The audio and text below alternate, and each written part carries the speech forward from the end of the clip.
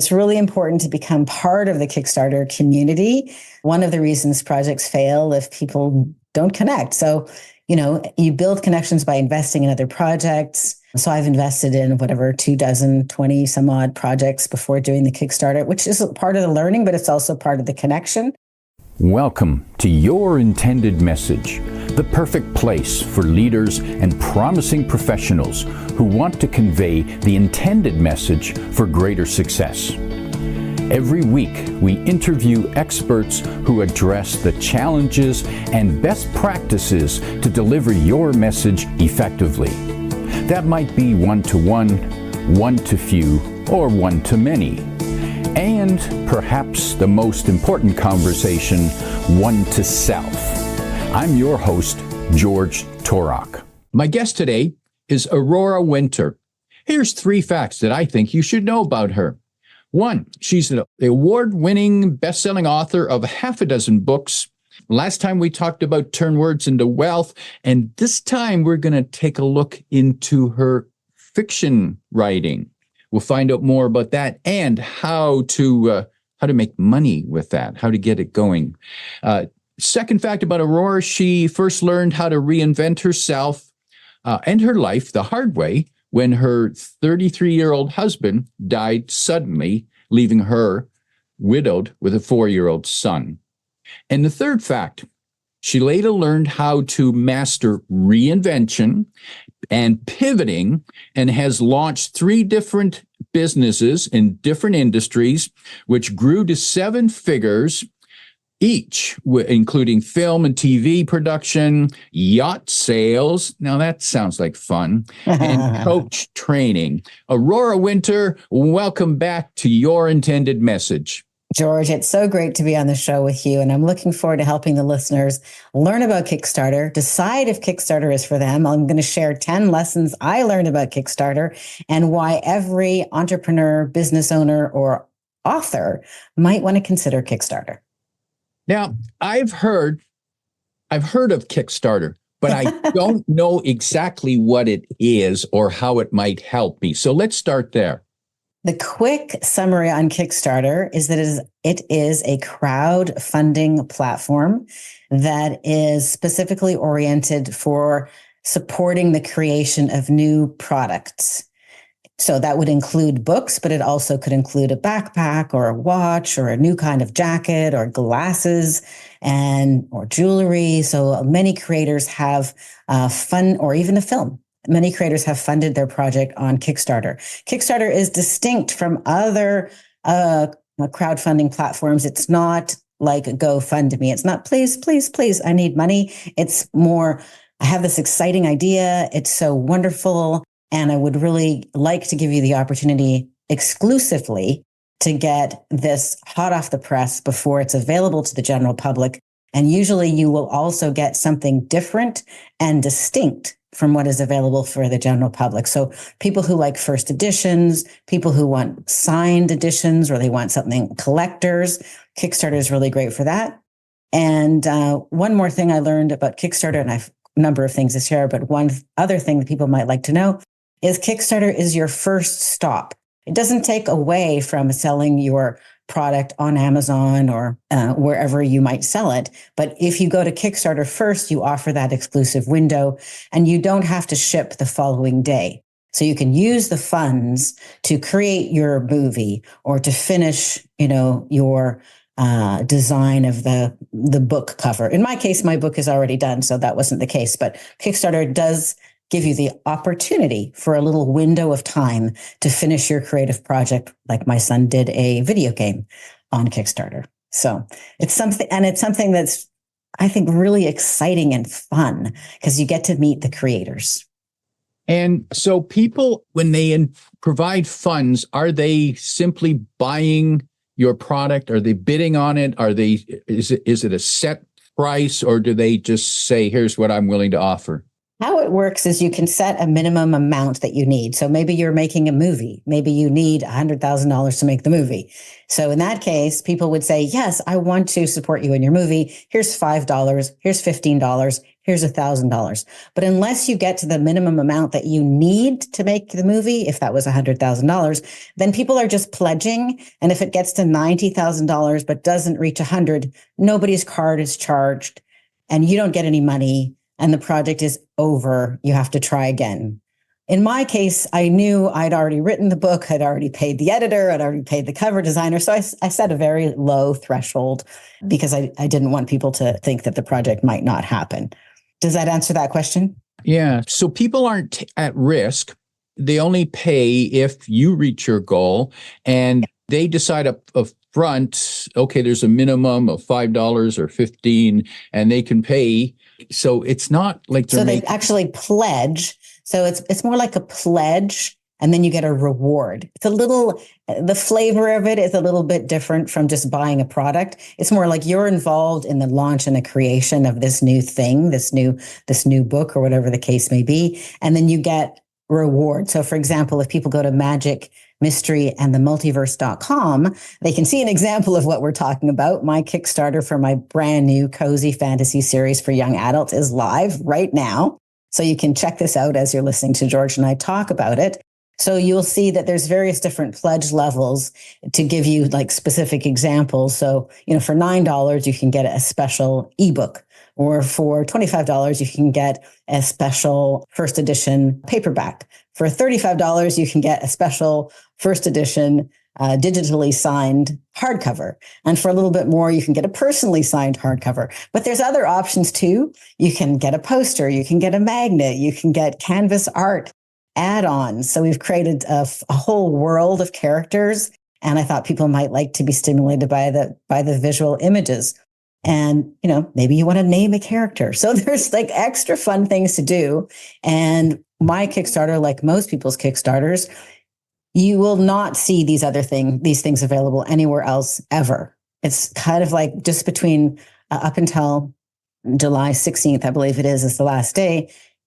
After that, it's done. There's no more opportunity to get, a signed first edition or a collector's grab bag of stuff or whatever the case may be. So people who like unique, precious items love Kickstarter.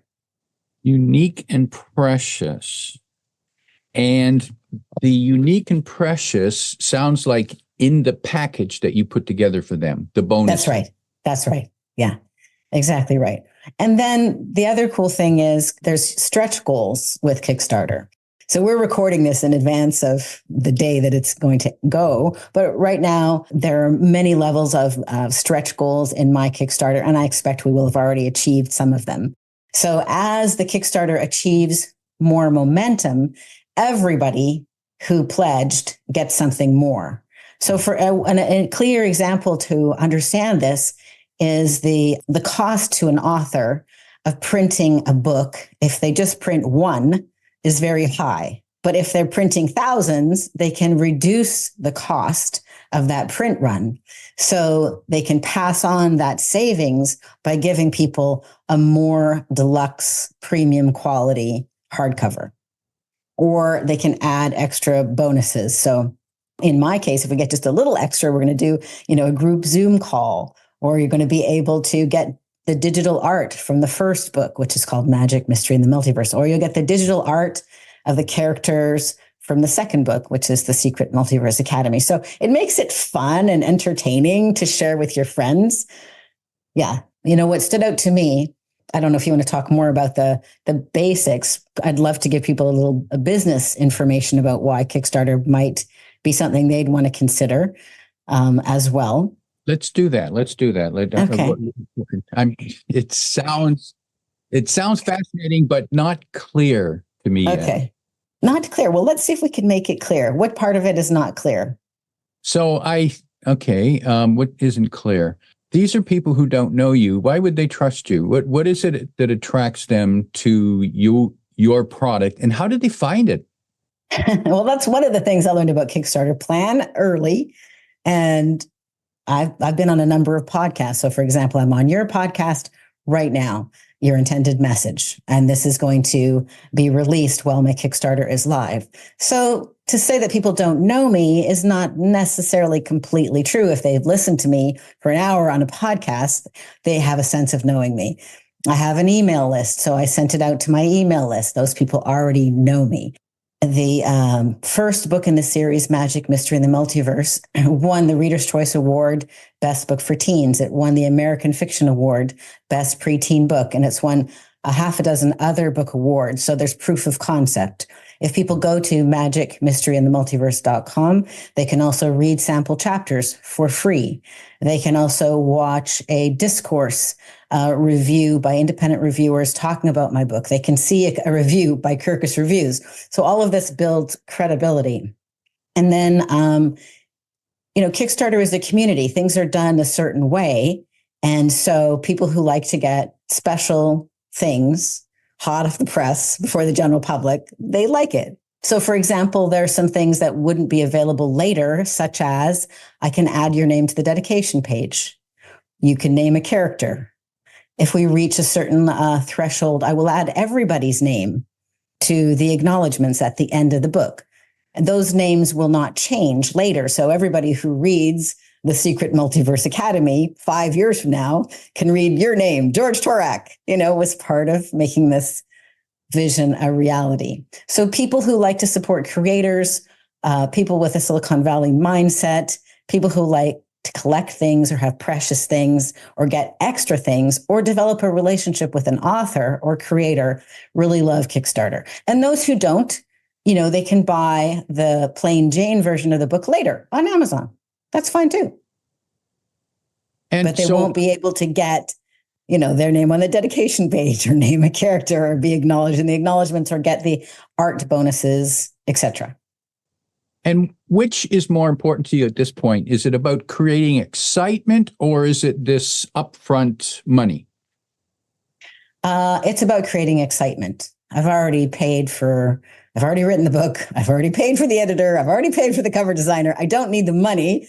I am going to launch it later, but the special edition is available on Kickstarter and your regular edition will be available later on Amazon and other places. And if people don't want to set up a Kickstarter account, they can get it later. That would be fine. So yes, it's a way to generate buzz. Hopefully the people who get the book and read it from getting it from Kickstarter in advance of the general public are then going to be part of the fan base who can leave reviews and generate buzz and get some momentum going. And within Kickstarter itself, is there a place where there is community discussion? Good question. I'm sure there is. I haven't really seen that. How I've participated in Kickstarters, I've backed about 20 other projects. So I've seen what other creators are up to and I've supported them. So I'm definitely part of the community in that sense. Here's some data that you may find interesting. I was listening to a number crunching expert. So we're talking about fantasy books. Magic, Mystery, and the Multiverse is a fantasy for young adults. It's fun. It's playful. It's action, adventure.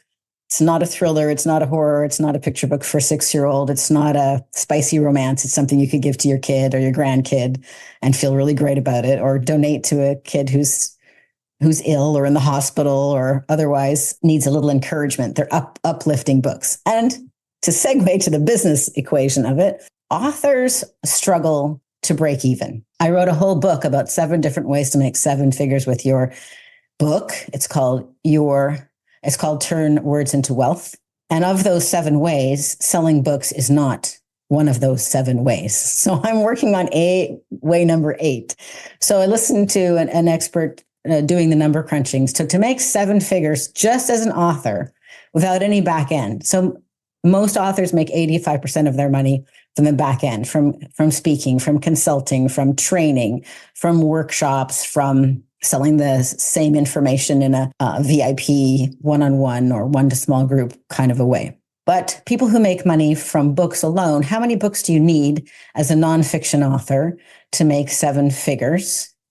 Well, you actually only need 1. But how many books, that's of all the authors who make 7 figures a year with their book, some of them do it with just 1. That might be the Atomic Habits book of the year. Typically, though, if you're writing fiction, the number of titles required to be a 7-figure a year author is about 8. So the tricky thing for authors and other creators and other businesses is the cost of acquiring a new customer, or in my case, a new reader. The cost of acquiring a new reader is between, on average, $12 to $20. These are industry statistics, not my personal data.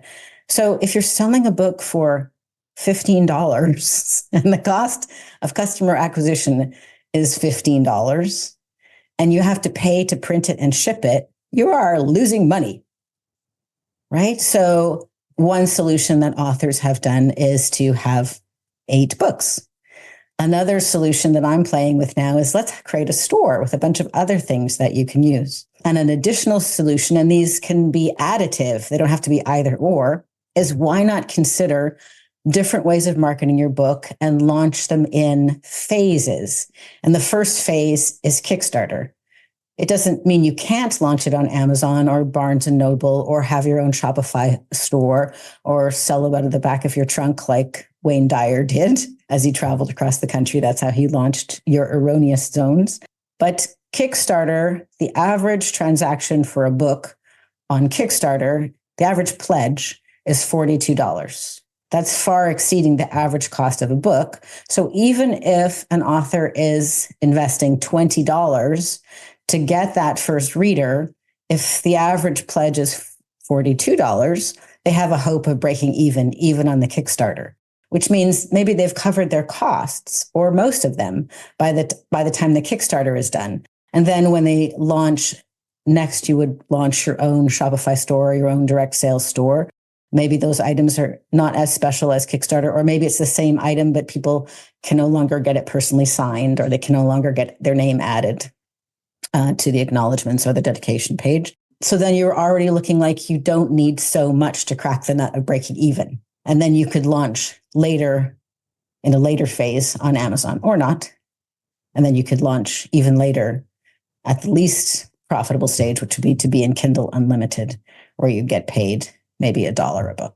So between $42 a book or a pledge, I want to be clear, sorry, the pledge is not just for the reward of a book. It would be maybe a hardcover book that's signed, plus a one-on-one phone call, plus maybe a poster. Like it's the add-ons that make it add up a little bit more. People are getting value for that. But if you run the numbers and you eliminate, or if you run the numbers and you add a phase at the beginning that could generate $42 per person, you change the whole economic landscape. And I'm excited about that for myself, but I'm also excited about it for authors because I can't, like we said before we started recording, I can't think of anything more valuable than to give a person a love of reading. So we need to support authors because authors are producing wonderful material to read. And why I think reading is so important is that when people love reading, they end up learning so much. Then they get comfortable with words. Then they are comfortable writing. And then they're comfortable communicating. And then they have the ability to express their own intended message, right? Speaking at the front of the room. And an aspect of this, I believe, is visual art, because that stimulates another part of the senses, which is why we've added, the character images to magnets and posters and canvas art and hardbound notebooks. So people or the youth who are given these as gifts can be fully engaged with the story. It can become more dimensional to them. And my mission is really to spark that in everyone, but especially youth, to spark a love of reading.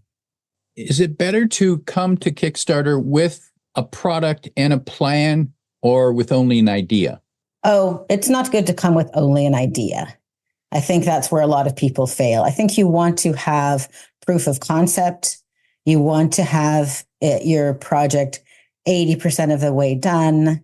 So for example, each of my books, I send them out to alpha readers and beta readers. I spent months getting feedback. I spend months getting book reviews or endorsements. So I know the project is solid and I can reassure people of it with videos and sample chapters and this and that. I think where people make a mistake with Kickstarter is going with just an idea. You want to be almost ready to launch. And the Kickstarter is a one-time launch for It's a one-time. It's a one-time. And the interesting thing about it is it actually works best for a short sprint, a short window of time. So my Kickstarter is just for 17 days. So go to magicmysteryinthemultiverse.com before July 16th if you're interested. Otherwise, you'll miss out on some of the things. And then afterwards, you can do other, it's not like you only have 17 days and I'm never going to sell those books again. They'll be available in other formats on other platforms in phases. What other products do well with Kickstarter? That's been really interesting. So I've taken a dive into Kickstarter and I've just seen like people have generated millions of dollars with what they're up to. But I think the key thing is not so much what product it is, but what stage of development it is. So many people's, if you can get 25 followers to your Kickstarter page before it launches, there's about an 80% success ratio. So I had almost 150 followers by the time it launched on July 1st. So that was looking good. And that basically signals to Kickstarter, oh, people like this project. Let's show it to a few more people. And then you can get the ball rolling. So projects that have worked well on Kickstarter include a nonfiction journal, for example, that generated $500,000 for John Lee Dumas. And that was very interesting because it was a beautiful hardcover leather or faux leather bound fill in the blank book, basically. But it generated so much money because some of his tiers were $10,000. And they included things you might consider including with when we do your Kickstarter, George, because I can see it already. He had, spend a day with him, $10,000. Or be interviewed on his podcast, $10,000, or get the video training that goes with the workbook. I forget what that was, $500 or whatever. So quickly you can see how the average transaction moved up. Brandon Sanderson writes fantasy. He writes epic fantasy. And he has just made all authors go, what? And pay attention to Kickstarter. Because he wrote 4 fantasy books during COVID, and he did a Kickstarter that raised over $40 million. Over $40 million. But it was really quite a fun launch that he did. So it was called the Year of Sanderson, and you would get something every quarter. So every quarter you would get one of the books. You could have it as an ebook, you could have an audiobook, you could have it as a beautiful leather-bound or faux leather-bound collector's edition books. I don't think he signed these ones because I think his hand couldn't stand signing so many copies or something. And you'd also get, extra swag in special boxes once a quarter. So that $42 million really caught the eye of the author and publishing community. So we paid attention to that. Yeah. So Kickstarter it's fun to check out if you're a creative person or interested in creativity in any way. So you want to have the 10 lessons I've learned so far from doing a Kickstarter? Please do. Oh, okay. Lesson number 1, community engagement. So it's really important to become part of the Kickstarter community. One of the reasons projects fail if people don't connect. So, you build connections by investing in other projects. So I've invested in 20 some odd projects before doing the Kickstarter, which is part of the learning, but it's also part of the connection. So even if you go to magicmysteryinthemultiverse.com and you don't want to read a fantasy book and you don't know anybody who wants to read a fantasy book, you could still pledge $1 just to support the campaign. Then you will have backed one project and you're part of the Kickstarter community. 2, second thing, Kickstarters have a short promotional window for launch. Apparently, they're most effective with, a round of 17-day short promotional window. Some Kickstarters fail if they go on for too long. Third thing I learned is create an evergreen URL. So you're going to probably be promoting your Kickstarter, as I am, through emails or social media or by being on podcasts like I am today with George. You don't want to be continually giving out the Kickstarter URL because 1, it's too long, and 2, it's going to go away. So I created a URL that is evergreen and easy to share. As I mentioned, it's magicmysteryandthemultiverse.com. So after this Kickstarter is completed for the second book in this series, I will use that to offer the Kickstarter for the third book in the series, which will come out later this year. And when I don't have a Kickstarter live, then it will go to my own Shopify store, and people will be able to see what's there and get engaged in that community. Thing number 4, when you're planning to do a Kickstarter, start early. So I've been a guest expert on podcasts for the last few months, and I've requested them to be released during this short Kickstarter window. So that takes quite a few months to get that all organized. So start early. I've also had my son, Aurora Winter, who's a video game designer, creating amazing artwork for me, some of which is going on social media. Like my TikTok handle is aurorafantasybooks.com. You can check it out there. So start early and prepare the marketing assets so that during your sprint, you have these things available.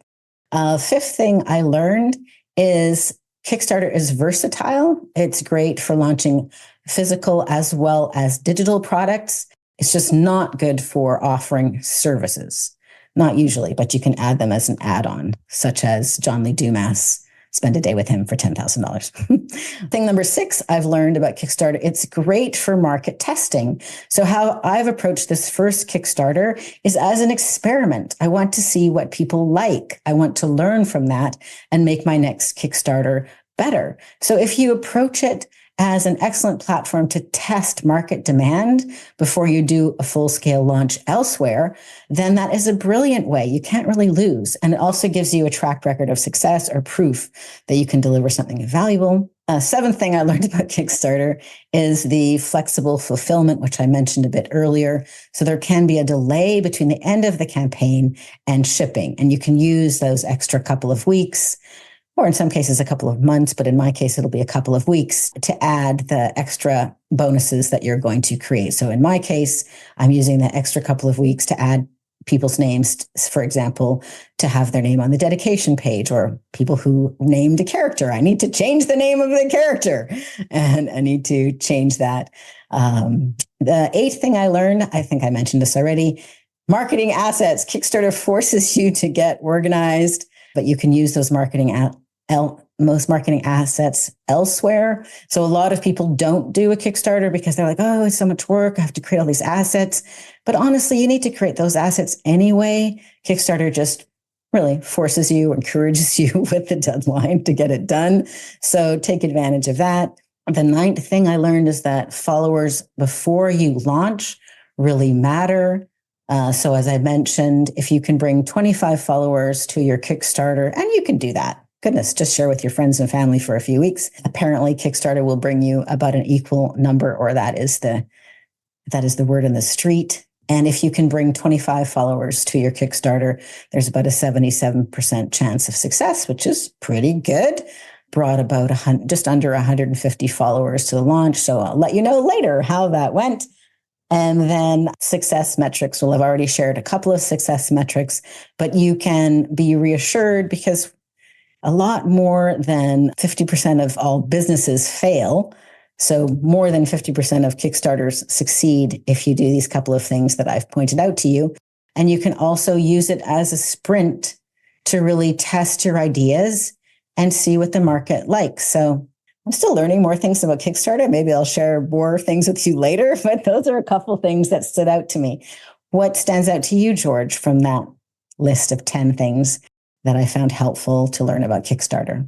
One, what impressed me is that one needs to have a good plan and a good follow through. And I like the concept of market testing. Yes, that in itself could be attractive enough to attract one to participate. Exactly. Cool.